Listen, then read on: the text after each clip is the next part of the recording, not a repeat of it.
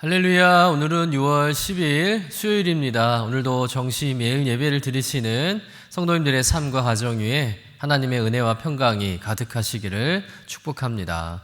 다 같이 사도신경으로 우리의 신앙을 고백하며 예배의 자리로 나가겠습니다.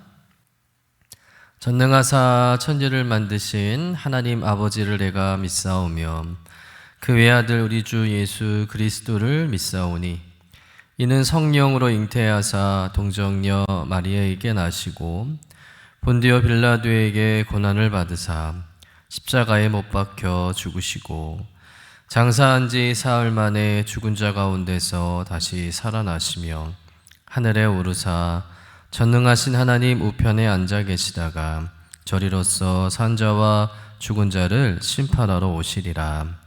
성령을 믿사오며 거룩한 공예와 성도가 서로 교통하는 것과 죄를 사하여 주시는 것과 몸에 다시 사는 것과 영원히 사는 것을 믿사옵나이다. 아멘. 다 같이 찬송가 484장 우리 함께 찬송하겠습니다.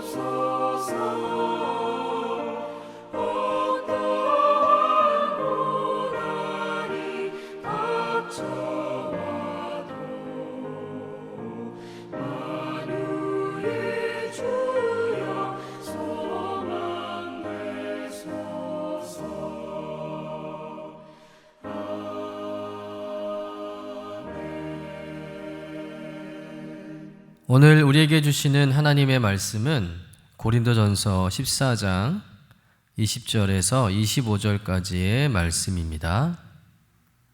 함께 받들어 읽겠습니다. 형제들아, 지혜는 아이가 되지 말고 악에는 어린아이가 되라. 지혜는 장성한 사람이 되라. 율법에 기록된 바 주께서 이르시되 내가 다른 방언을 말하는 자와 다른 입술로 이 백성에게 말할지라도 그들이 여전히 듣지 아니하리라 하였으니, 그러므로 방언은 믿는 자들을 위하지 아니하고 믿지 아니하는 자들을 위하는 표적이나 예언은 믿지 아니하는 자들을 위하지 않고 믿는 자들을 위함이니라. 그러므로 온 교회가 함께 모여 다 방언으로 말하면 알지 못하는 자들이나 믿지 아니하는 자들이 들어와서 너희를 미쳤다 하지 아니하겠느냐. 그러나 다 예언을 하며 믿지 아니하는 자들이나 알지 못하는 자들이 들어와서 모든 사람에게 책망을 들으며 모든 사람에게 판단을 받고 그 마음에 숨은 일들이 드러나게 되므로 엎드리어 하나님께 경배하며 하나님이 참으로 너희 가운데 계신다 전파하리라. 이는 하나님의 말씀입니다. 아멘. 오늘 말씀은 방언과 예언의 기능과 목적에 대한 사도 바울의 권면입니다. 고린도 교회 성도들은 성령의 은사를 사모했습니다. 특별히 이 방언과 같은 은사를 신비한 은사로 여겼습니다. 분명 방언은 하나님께 주시는 귀한 은사입니다. 개인의 기도와 영적인 유익에 큰 도움이 되는 은사임에는 틀림없습니다. 그런데 문제는 고린도 교회 성도들이 그 방언을 사랑 안에서 사용하지 못했다는 거예요. 교회를 세우는 방향으로 사용하지 못했던 것입니다. 방언이라는 은사를 통해서 하나님을 높이기보다는 자기 자신을 드러내려고 했던 것이죠. 그래서 바울은 오늘 본문에서 이 방언과 예언의 기능과 목적을 비교하면서 성령 은사가 어떠한 방향으로 사용되어야 하는지를 가르쳐 주고 있습니다. 첫 번째는 뭐냐면 성숙한 신앙은 은사를 목적에 맞게 사용하는 것입니다. 우리 20절 말씀 같이 한번 읽어보겠습니다. 형제들아, 지혜에는 아이가 되지 말고 악에는 어린아이가 되라. 지혜에는 장성한 사람이 되라. 바울은 고린도 교회 성도들에게 말합니다. 지혜에는 아이가 되지 말라. 또 악에는 어린아이가 되라. 또 지혜에는 장성한 사람이 되라. 여기서 바울은 단순히 지식이 많아지라는 말을 하는 것이 아닙니다. 성경을 많이 알고 교리에 대해서 잘 알고 신앙의 표현이 세련되어지라는 말이 아니죠. 바울이 말하는 장성한 지혜라는 것은 뭐냐면 하나님이 주신 은사를 하나님의 뜻에 맞게 사용할 줄 아는 분별력을 의미합니다. 여러분, 어린아이의 특징이 무엇입니까? 어린아이는 자기중심적이죠. 또 자기가 좋아하는 것이 가장 중요합니다. 또 자기 하고 싶은 것은 참아내기 어렵죠. 또 다른 사람이 어떻게 느끼는지에 대해서는 전혀 관심이 없습니다. 고린도 교회 성도들이 바로 그랬다는 거예요. 그들은 방언을 좋아했습니다. 또 방언을 통해서 영적인 자기 만족을 얻었습니다. 방언을 하면 자신이 신령한 사람처럼 느껴졌던 거예요. 그런데 그 방언을 듣는 다른 성도들이 알아듣지 못한다는 사실에는 관심이 없는 거예요. 초신자나 또 믿지 않는 사람 예배 가운데 들어와서 당황할 수 있다는 사실도 생각하지 않았다는 것이죠. 바울은 그것을 영적으로 어린아이와 같은 모습이라고 책망하고 있는 거예요. 여러분, 신앙이 어릴 때는 내가 은혜 받았는가만 중요하게 여길 수 있습니다. 내 마음이 뜨거웠는가, 내가 감동을 받았는가, 내가 만족했는가가 더 중요하겠죠. 그러나 신앙이 자라면 질문이 새롭게 생겨집니다. 내가 받은 은혜가 다른 사람에게도 유익이 되는가? 또 내 말과 행동이 교회를 세우고 있는가? 내가 드러나고 있는가? 하나님이 드러나고 있는가라는 것을 질문하게 된다는 것이죠. 이것이 장성한 사람의 지혜라는 거예요. 또한 바울은 악에는 어린아이가 되라고 말합니다. 악한 일에는 순진하라는 것이죠.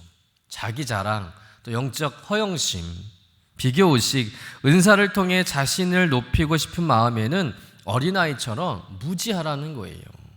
그런 하나님의 뜻을 분별하고 교회의 덕을 세우고 다른 사람을 배려하는 지혜는 장성한 사람이 되라는 의미인 줄로 믿습니다. 여러분, 성숙한 신앙은 은사가 많아지는 것만이 아닙니다. 성숙한 신앙은 가진 은사를 사랑으로 사용할 줄 아는 신앙인 줄로 믿습니다. 여러분이 그런 성숙한 신앙의 소유자가 되시기를 주님의 이름으로 간절히 축원합니다. 두 번째는 방언은 표적이 될 수 있지만 말씀의 깨달음 없이는 사람을 세우기 어렵다는 거예요. 21절 말씀 같이 한번 읽어보겠습니다. 율법에 기록된 바 주께서 이르시되 내가 다른 방언을 말하는 자와 다른 입술로 이 백성에게 말할지라도 그들이 여전히 듣지 아니하리라 하였으니. 이 말씀은 구약의 이사야 28장의 말씀을 배경으로 하고 있습니다. 이스라엘 백성들이 하나님의 말씀을 듣지 않습니다. 선지자를 보내서 알아들을 수 있는 말로 계속 말씀하셨지만 이스라엘 백성들이 순종하지 않았죠. 결국 하나님은 이방 민족인 아수르를 통해서 그들을 깨우치셨습니다. 아수르 사람들은 이스라엘 사람들이 알아듣지 못하는 언어를 사용하는 사람들이죠. 말하자면 다른 방언, 다른 언어를 가진 사람들이었습니다. 그들이 이스라엘 땅에 쳐들어왔을 때 이스라엘 백성들은 알아듣지 못하는 이방 나라의 언어를 듣게 된 것이죠. 그것은 단순한 외국어가 아니라 하나님의 심판의 표적이었다는 거예요. 하나님께서 알아들을 수 있는 말씀으로 말씀하실 때 듣지 않으면 결국 알아듣지 못하는 방식으로 하나님의 경고가 임할 수 있다는 거죠. 그래서 바울은 22절 이렇게 말합니다. 그러므로 방언은 믿는 자들을 위하지 아니하고 믿지 않는 자들을 위하는 표적이나 예언은 믿지 아니하는 자들을 위하지 않고 믿는 자들을 위함이니라. 자, 이 말씀이 좀 어렵게 느껴질 수도 있는데요. 먼저 방언이 믿지 않는 자들을 위한 표적이라고 말합니다. 그런데 이어서 23절에 보니까 온 교회가 다 방언으로 말하면 믿지 않는 사람들이 들어와서 너희를 미쳤다 하지 않겠느냐 이렇게 말하고 있습니다. 그러면 방언은 믿지 않는 자들을 위한 것일까? 그게 아니죠. 바울의 의도는 이것입니다. 방언은 하나님의 신비로운 역사를 보여주는 표적이 될 수 있다는 거예요.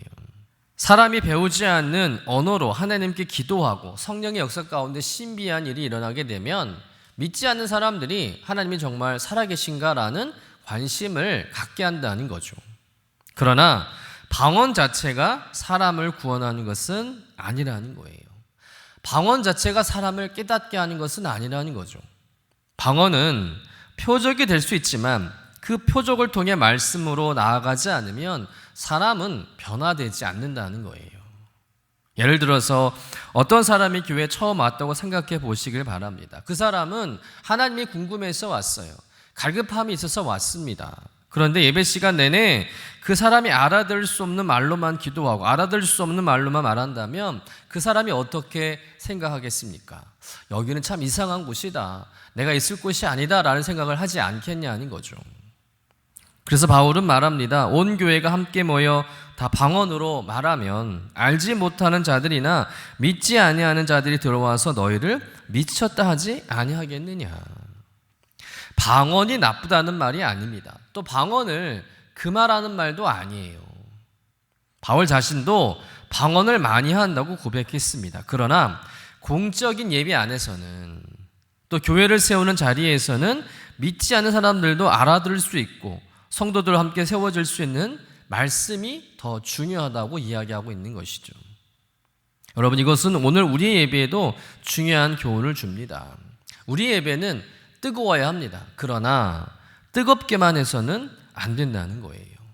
우리의 기도는 간절해야 할 줄로 믿습니다. 그러나 자기 감정에만 머물러서는 안 된다는 거예요.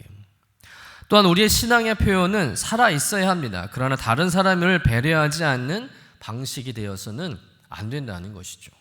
여러분, 교회는 나 혼자 은혜 받는 장소가 아닙니다. 교회는 함께 말씀을 듣고 함께 은혜 받고 함께 세워져가는 믿음의 공동체라는 거예요.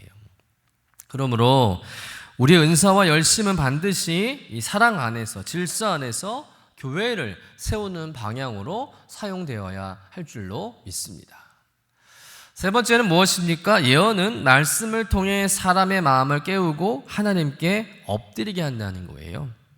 우리 24절부터 25절 말씀 같이 한번 읽어보겠습니다. 그러나 다 예언을 하면 믿지 아니하는 자들이나 알지 못하는 자들이 들어와서 모든 사람에게 책망을 들으며 모든 사람에게 판단을 받고 그 마음에 숨은 일들이 드러나게 되므로 엎드려 하나님께 경배하며 하나님이 참으로 너희 가운데 계신다 전파하리라. 여기서 말하는 예언은 단순히 미래를 맞히는 능력을 말하는 것이 아닙니다. 성경에서 예언은 하나님의 뜻을 선포하는 말씀의 사역을 의미하는 거예요. 하나님의 말씀을 깨닫게 하고 죄를 책망하고 하나님의 마음을 알게 하는 역할, 그것이 예언의 역할이라는 것이죠. 그런데 방언은 알아듣지 못하기 때문에 사람의 마음을 세우기가 어렵습니다. 그러나 예언은, 곧 알아들을 수 있는 하나님의 말씀은 사람의 마음을 찌른다는 거죠. 죄를 깨닫게 합니다. 또 자신의 상태를 보게 하고 마음 깊은 곳에 숨겨두었던 것들이 드러나게 한다는 것이죠. 본문에 보면 예언의 역사를 세 단계로 보여주고 있어요. 첫째는 책망을 받습니다. 하나님의 말씀이 들려질 때 사람은 자신의 죄를 깨닫는다는 거죠. 아무렇지도 않았던 것들이 이제는 죄처럼 여겨진다는 거예요. 두 번째, 판단을 받습니다. 여기서 판단은 정죄만을 의미하지 않습니다. 말씀 앞에서 자신을 분별하는 거예요. 무엇이 옳고 그른지, 무엇이 하나님의 뜻인지 나의 욕심인지를 분별하게 한다는 것이죠. 세 번째 단계는 무엇입니까? 마음의 숨은 일이 드러나게 한다는 거예요. 여러분, 모든 사람은 겉으로는 괜찮은 척 할 수 있습니다. 그러나 하나님 말씀 앞에서는 더 이상 숨길 수 없다는 거예요. 감추어진 욕망, 죄책감, 교만, 불신앙들이 말씀 앞에 낱낱이 드러나게 된다는 것이죠. 그리고 그 결과가 무엇입니까?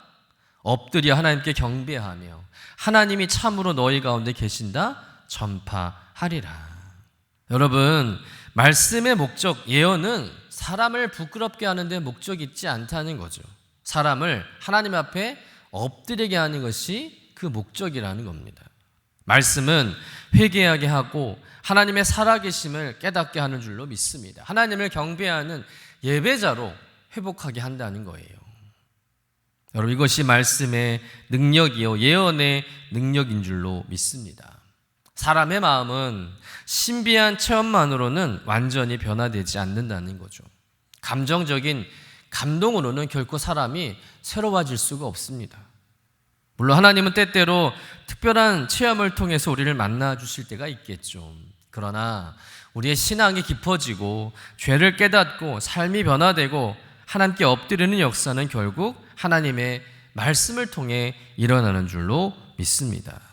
그래서 바울은 방언보다 예언을 더 사모하라고 말하고 있습니다. 방언이 부족해서가 아니죠. 방언이 예언보다 열등한 은사라고 말하는 것이 아닙니다.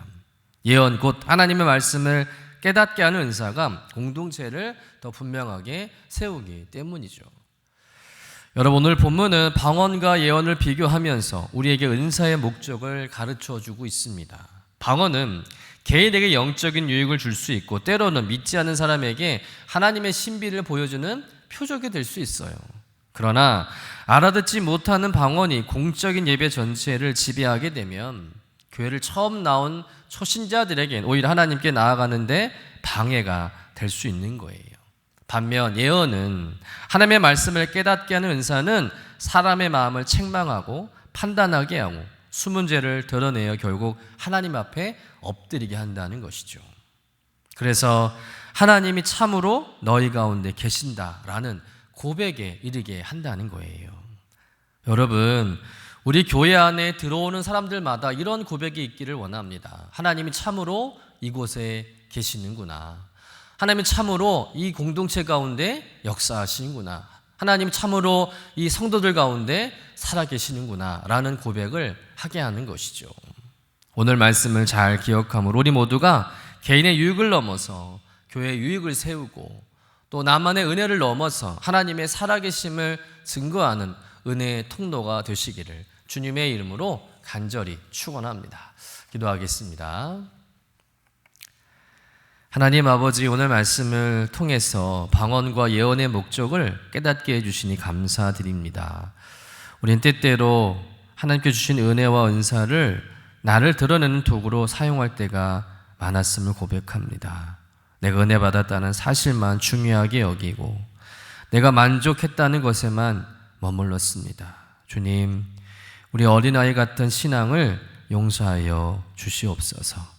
지혜에는 장성한 사람이 되게 하시고 악에는 어린아이처럼 순전하게 하여 주옵소서. 우리 예배가 나 혼자 은혜 받는 자리가 아니라 함께 하나님을 높이고 함께 세워져가는 예배의 자리가 되게 하여 주시옵소서. 무엇보다 우리 가운데 하나님의 말씀이 살아 역사하게 하여 주옵소서. 말씀이 우리의 마음을 비추게 하시고 감추어진 죄와 교만과 불신앙이 드러나게 하여 주옵소서. 그래서 우리 모두가 말씀 앞에 엎드려 하나님을 경배하는 참된 예배자가 되게 하여 주옵소서. 감사드리며 거룩하신 예수님의 이름으로 기도드립니다. 아멘. 하늘에 계신 우리 아버지여, 이름이 거룩히 여김을 받으시오며 나라가 임하시오며 뜻이 하늘에서 이루어진 것 같이 땅에서도 이루어지이다. 오늘 우리에게 일용할 양식을 주시옵고 우리가 우리에게 죄 지은 자를 사하여 준 것 같이 우리 죄를 사하여 주시옵고 우리를 시험에 들게 하지 마시옵고 다만 악에서 구하시옵소서. 나라와 권세와 영광이 아버지께 영원히 있사옵나이다. 아멘.